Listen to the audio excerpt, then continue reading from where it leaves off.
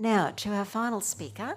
I met Della for the first time tonight, so I can't give any personal experience in my dealings with Della, but Della is an experienced osteopath and a practicing academic, university lecturer and clinical tutor at Melbourne's Victoria University. She firmly believes that the key to preventing many health problems from developing and recurring lies in educating our patients, arming them with an understanding of their pain and teaching them how to reduce or eliminate it. And Della is going to be joining NIIM one day a week in the future. Correct? Wonderful. On that note, a warm welcome to Della.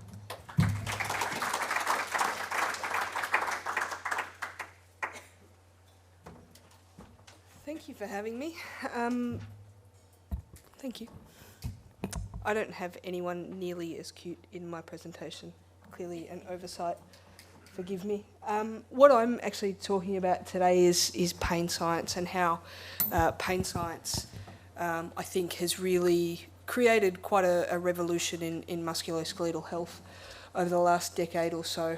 And so I wanted to give, a pain science perspective on musculoskeletal health and particularly on persistent musculoskeletal pain. So why all the talk about pain science? As much as we are all very dedicated therapists who really try our hardest and do our utmost to help patients, the reality is there are a lot of patients we can't help. And that's unfortunate, and it's something I think any honest therapist would tell you they struggle with. And I think at various points in everyone's career we all sort of look at ourselves in the mirror at some point and go, really, how much good do we do? And I think that those are really important questions to ask, and they're really difficult questions to ask ourselves. But we know that in Australia about 1 in 5 of us, so 20% of Australians, live with chronic pain. It's our third most costly health burden. Cost us a little over $34 billion in 2007. A decade later, in 2018, we doubled that. Okay, so this is a skyrocketing problem that it's a bit of a runaway train at the moment. And unfortunately, the sad reality when we do look at ourselves is, at the moment, the estimate is that less than 10%, so less than 1 in 10 patients who have chronic pain, particularly non-cancer related pain, are getting effective care. Based on what we know, based on the evidence, we think we should be able to deliver effective care to a little more than 80%. So that's a real gap, and I guess the focus of my career is really on how do we close that gap. At the minute, the current gap between evidence and practice we estimate to be between 11 and 17 years, depending on specialty, and that's just too bloody big for my liking. So my career has really been about trying to close that gap. The first thing we want to do is I guess just answer the simple question, what is pain? And we all know and identify pain in ourselves, and we see it in each other, and we recognise it, but particularly in Western cultures we don't actually have a very good language for it, and I think that does us a disservice. But when we try to, I guess, qualify it, it's an aversive sensory and emotional experience. We really can't separate the two. And it's typically caused by or resembling something caused by actual or potential tissue injury. And I really want to focus on this idea that, particularly with persistent pain, what we're left with is often potential for tissue injury. And I guess what do we mean by that? The first thing I want to clarify, I guess, is that the signal that our nervous system sends and our experience of pain, so the signal is really about a threat, it's about a potential issue. And that doesn't really equate to pain. Okay, pain is very much a sensory and emotional experience, and it's largely based on I guess a prediction around our own capacity for survival in a particular scenario. And I guess I'll give you a practical example to help clarify what I'm rabbiting on about. Our happy temperature of our skin is about 32 degrees. Okay, that's where everyone is most comfortable. At about 45 degrees, most of us will not only experience pain, we'll likely have a withdrawal reflex. We might get some redness and swelling. At 45 degrees, you couldn't burn yourself if you tried. Okay, let's be clear. You really, really couldn't. At 65 degrees, we call this our tissue tolerance line. This is where we first start to see pathophysiological change. Mind you, if you stuck your hand on something that was 65 degrees, not as warm as the average latte, you would have to hold it there for quite some time before you would even begin to do any kind of damage. Okay, so we've got this great big protective buffer, okay, where our body is telling us there's a threat. It's well below the point at which it's likely to cause harm, but our body is preempting a potential issue so that we can start to rectify it and reduce risk. If we look at the other end of the spectrum here, we see the same thing. Most of us will experience pain with a cold stimulus that's about 10 degrees. We don't see kind of thickening of fluid and crystal formation until we're well below zero. Okay, so again, great big kind of protective buffer. So pain isn't a reporting system for tissue damage or disease. It's actually primarily a warning system that's geared towards the prevention of damage. There's no point us falling off a cliff and then your nervous system going, hey, guess what just happened? It's actually much more effective for it to jump up and down like a banana going, you know, careful, there's a cliff, fast approaching, there's a cliff. The point here is mitigation of risk and limiting damage. And what that basically means is that not all pain is actually an indicator of a threat to our health or well-being. Sometimes it's actually just faulty signalling and it's stuck in an overly protective mode. And this is particularly relevant for persistent pain. When, you know, someone is reasonably healthy, they should have healed, they probably actually have, and the nervous system is left in a persistent protective state. So what's really happening? I guess I've pinched this from Butler and Mosley, who are a couple of physiotherapists and pain neuroscientists out of the University of South Australia. And basically what they've done is they've given us this diagram of the twin peaks, which is before injury. This is where our protected by pain line lies, and this is actually the tissue tolerance. So again, just this idea that we've got this protective buffer. And what we know happens when we have an injury is we have a new tissue tolerance line. While the tissue's healing, it's not as strong, it can't withstand the same forces. So as this tissue tolerance line drops, so does our protected by pain line, okay? The buffer actually blows out, okay? So we end up, instead of having, you know, a buffer of maybe 25 degrees, we end up in a scenario where that buffer might be the entire 45 degrees, and you might get pain at almost any temperature. Is that okay? Does that kind of help? Okay, good. So again, if we're answering this question about what is pain and what's this kind of threat signalling and what's going on, the reality is we all talk about our kind of pain tolerance, and we have all these crazy ideas around who has higher pain tolerance and who has lower, and most of those ideas are wrong. It's definitely not women having a higher pain tolerance, even if we can birth children. But the key here is that tolerance is actually dynamic. It's dynamic, it's responsive, it changes second by second according to everything that's in our environment. Okay? Your pain sensitivity will be different if you're in a room with red lighting.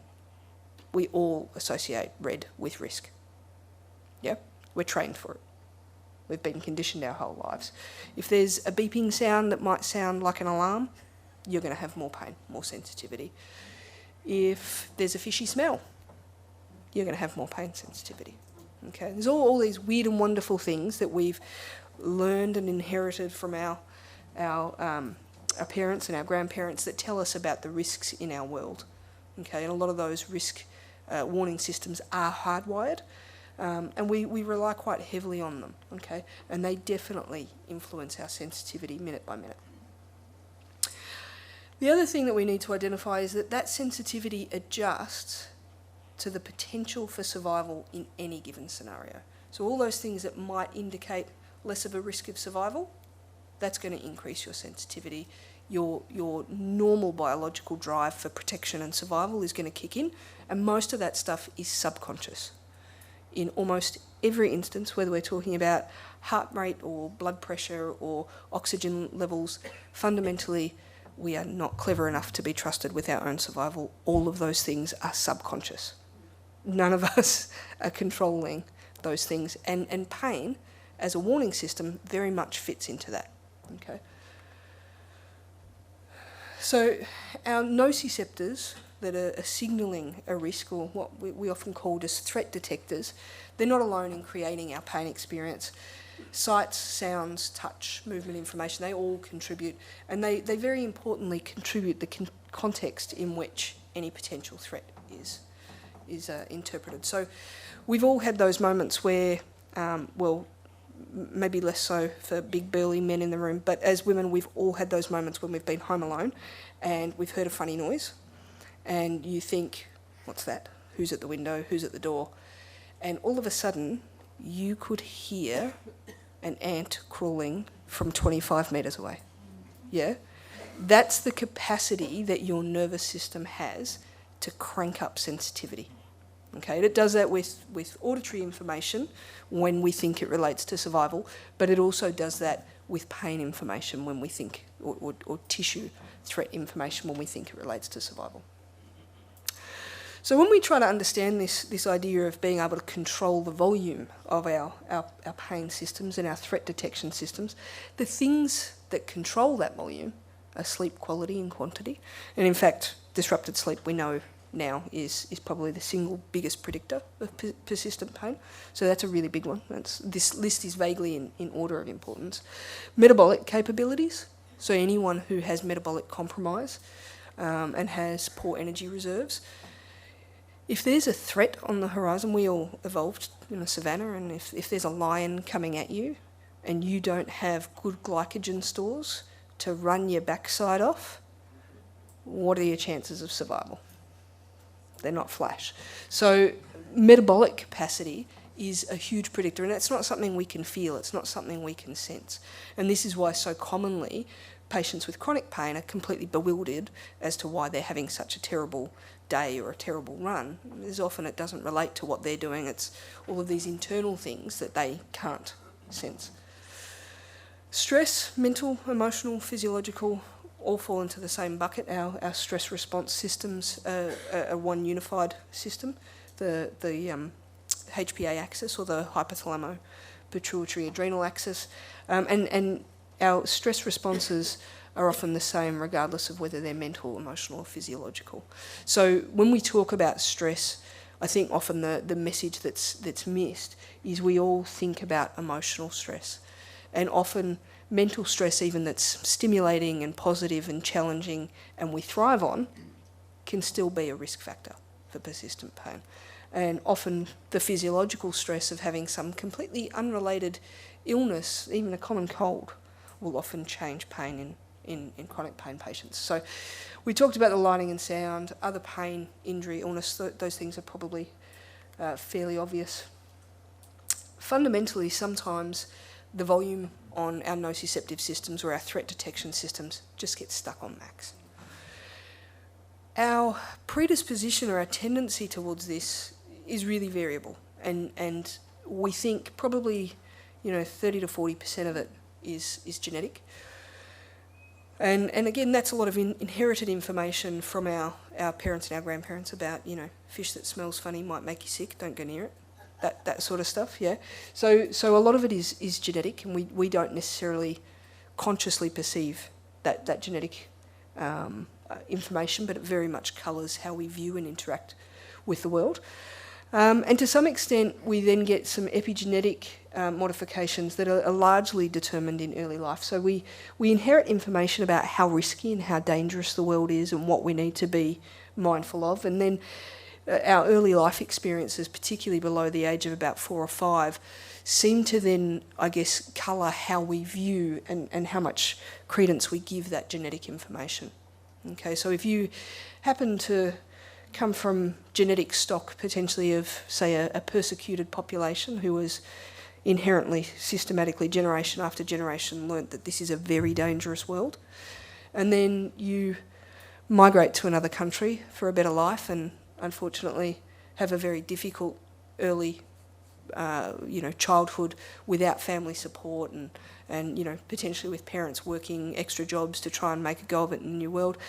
In reality, 75% of your risk has already been determined. So often when we come into contact as therapists, what we're left with is that last 25% being kind of modulated by current life stresses. Okay, and that's really where our power lies. And while we can still have very profound effects, I think it's really important that we also address the elephant in the room, and that is that to a large extent the horse is bolted and we're tinkering around the edges. And that's a very hard reality to accept, and we all have ideas in the clinical space on how to manage and treat chronic pain, but the bottom line is if we had an answer, we wouldn't be having the conversation to begin with. There isn't an answer for some people. That's not everybody. Like I said, there's a lot of people, I think, a really big portion of people who can be better managed. But unfortunately, there always will, I think, be some people we can't help. So when we talk about, I guess, the volume being stuck on max, we're really talking about them staying in a hypersensitive or sensitised state, where they've got a reduced threshold to signalling, and often a highly increased responsiveness of their threat detectors. Again, this is a normal function. It's not by definition a pathological state, and it's designed to be part of the response to tissue injury. It drives our recovery behaviours. It tells us to keep off something when it's sore. If anyone's ever sprained their ankle or injured a knee, you'll know that it's designed to be regional. It's not local, and that basically, if we hurt our ankle, everything in the entire leg will be weak, it'll be affected, it'll be turned down, and pain will be turned up. And that's helpful, but that goes some way to explaining the spread of pain that we see in persistent pain patients. And if we look at it, I guess, a little bit more closely, it's driven by the fact that some of our threat detectors actually make their own inflammatory chemicals. So inflammation causes pain, but pain fundamentally also causes inflammation. And those inflammatory chemicals out in the tissue, when they're dumped near blood vessels and damaged tissue, they all drive repair and enhance our immune responses, which is obviously helpful. But neurons actually signal in both directions. We often talk about them like they're a one-way street, and they're not. And it means that those pain or threat detectors out in the periphery also dump inflammatory chemicals in the spinal cord and then higher up in the thalamus and throughout the brain. And what that really means is if you look at this, we've got 3 neurons here that converge on this one cell. And so when we actually sensitise this cell, we actually end up with really large patches of tissue being sensitised. And it gives this spreading. It protects us from losing sensation, but unfortunately it puts us at great risk of hypersensitivity. And this convergence leads to what we call central sensitisation disorders. And if you look at a pathology text for any one of these pathologies, we'll tell you, okay, 4% of women will suffer with vulvodynia, and 13% will have endometriosis, and about 20% will have irritable bowel syndrome. And what we fail to recognise, I think, is often that it's that poor same handful of people who are actually juggling all of these at once. Okay, and back pain frequently spreads to become migraine and headache and jaw pain and chronic fatigue, and that protective mechanism that's designed to protect us from losing sensation ends up driving this overwhelming sensitivity that becomes painful right across various areas. So these are some of the risk factors, and you guys can have a little bit of a read through them.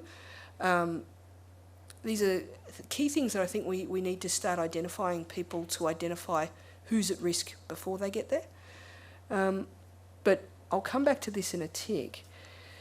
We also have mechanisms that actually wind down this sensitivity. And some of the influences we know are touch, and that's a really important thing, particularly in early childhood development.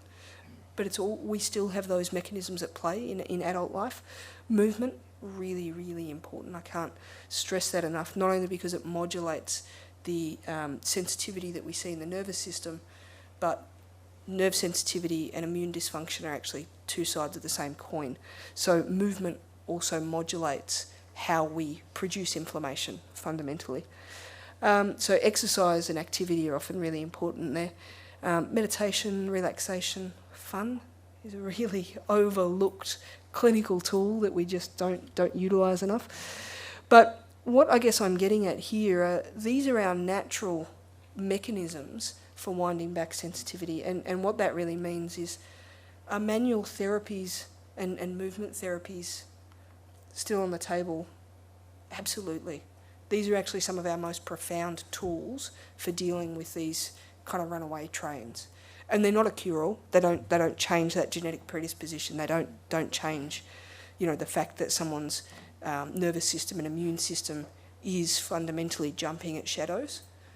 But we know that pain promotes pain biologically because of that dumping of inflammatory chemicals, and keeping a lid on flare-ups is actually a really critical part of long-term management. But what's really important, and I think none of us can afford to overlook anymore, is that without addressing all of the risk factors, addressing people's sleep disruption, understanding the difference between nerve pain and other pains, giving people appropriate managements for other sensitivity disorders, and understanding and education on how they all interplay. These poor people, largely women for a number of reasons, end up walking around with 25 different diagnoses that make them feel like a train wreck and make them feel like they are fundamentally at risk, and they're not. It's hard to live with, but we know that they're not fundamentally at risk. And actually helping them reconceptualise this is one of the most profound things that they can experience, is to realise, actually I only have one problem. And it creeps up in lots of different elements of my life, but I have one problem and I have some tools to understand and interplay with it. So I guess the take-home message here is I'm an osteopath, I work with my hands, I have a team of therapists that I work with, and movement is a huge part of what we do, but it will never be the only part of what we do. And to have appropriate care, it just never can be. Thank you very much.